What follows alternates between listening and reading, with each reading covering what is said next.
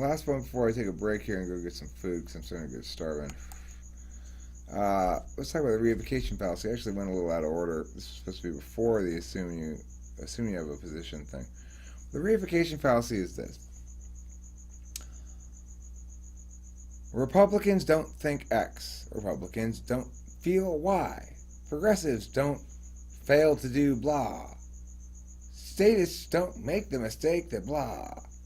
Black people don't blah. It's a reification fallacy. A reification fallacy says to speak about, and for the purposes of logical or argumentation, logical discussion, to treat it as though it were an agent, that which is not an agent. So, McDonald's, the corporation, is not an agent. It does not have capacity for moral action. Only individual human beings can have the capacity for moral action. People try to talk about corporations all the time as though they were people with intentions and with a willingness to do something or blah, blah, blah. Of course, they don't. Corporations don't do things, people do things. Now, what a corporation is a legal fiction that allows the business interests of a given set of protocols that a group is implementing for the purpose of creating wealth to function as a legal entity for the purposes of having checks written to it, making payments to people, and other economic purposes. The government likes the corporate tax structure because it doesn't like it. The government doesn't like anything. The government isn't trying to do this to us. The way the schools are all fucked up isn't because they're trying to make us into slaves or something. There's no they. The government is not an entity. It does not take any action. We talk about it as though it does all the time. But what the government is a set of protocols that mandate, allow, or punish certain behaviors. What do we mean by allow, mandate, or punish? That's not something the government can do either. Government doesn't punish anybody. They don't. They aren't a thing. They can do that kind of stuff. The government doesn't mandate stuff. Doesn't prohibit stuff. What it actually is happening is individual human beings who've attained membership in a deliberative body work in conjunction with each other or in opposition to each other to exercise power over how, when, and where the guns should be pointed. That's what government is. Each of those individuals may have an entirely different reason for signing the same bill. So, one of those congressmen who signed that bill you don't like may have been doing it for the reasons you say. Another congressman who signed that bill you don't like may have been doing it for entirely different reasons. Almost certainly was. Almost never will you find two different individuals giving exactly the same reasons for supporting a given group action. So one of the biggest problems that people throw around the internet is this idea of somehow, somewhere, there's a group of secret bigwigs who are making all the decisions, and that's who's really controlling the country. It's not is not meaningfully true. It wouldn't even matter if you could point to a cabal meeting in secret, making these sort of decisions.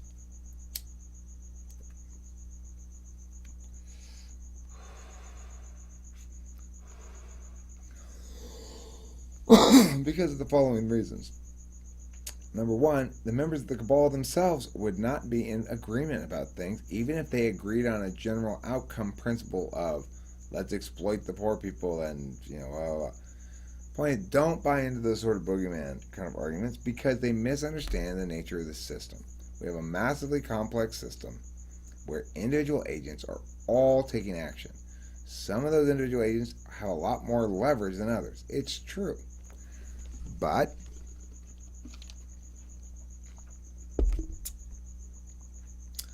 no human has enough predictive power to successfully control a mostly transparent, mostly free, and fair society. It's not possible. What ends up happening is some shit happens. It's kind of like it does benefit those people you are accusing of colluding and doing something, and doesn't benefit them exactly the way they hoped. It's not the plan they tried to put into place. It's a big compromise, it's a big mess, and there's just one little node amongst billions. So goes hand in hand with the reification fallacy is this notion of expertise. We are indoctrinated early on in our lives to believe falsely that, someone somewhere, the authority on this matter, does know the actual true answer. There is definitely a true answer here. We just have to go to the clear thinking scientist. Simply not the case. Every individual human being is just like you and me. We're full of our own life experience, our own beliefs, our own reasons for things or lack thereof, our own feelings, all that kind of shit. We're all individual human beings, including the biggest big politician, your huge expert at whatever. Now, is it true that some human beings have skills that other human beings don't have? Yes, absolutely.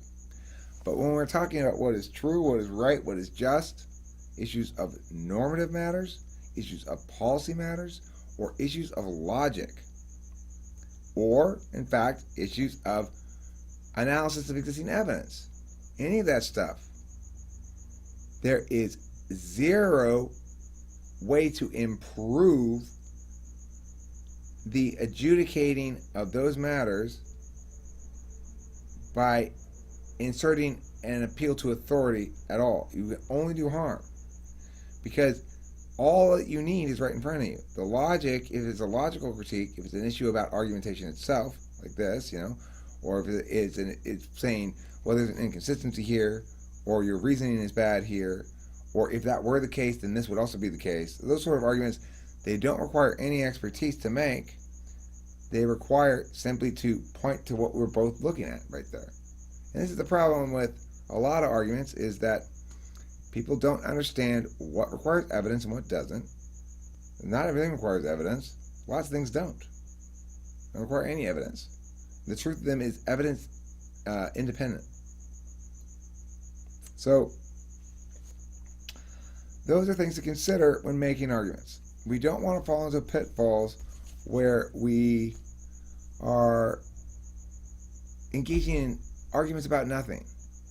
If you're engaging in an argument about whether the government wants to hurt people, no, the government wants to help people. Both those sides are wrong. The government doesn't want to do anything. My position on the government is simply that we've allowed the protocols to be our masters rather than our servants. And let's just figure out the way to make the protocols actually do what we want them to do, to understand the limitations of our own ability to predict outcomes, and understand the nature of systems that are subject to different kinds of laws. Understand the nature of small world systems, stuff like that. And we'll see why we'll be much better able to spot really, really, really, really, really, really bad ideas. Instead of going, well, I guess that seems plausible, I guess. Because we don't go in with understanding that there's a way that we're evaluating these things. and we think that, well, we're right because we have an opinion on it. We just got to figure out why we're right. That's not an evaluatory metric, and as a consequence, if you're using that strategy, then obviously you're engaging in all sorts of arguments that are specious. You're saying things that are agents or not agents. You're all over the place if that's happening. So be very careful with reification stuff. It'll come back and bite you in the ass because, of course, you're not actually saying anything. So, okay. Next one is going to be how to pick a framework, why you have to pick a framework, and what's the difference between framework and contention level. I think I will make that one real quick.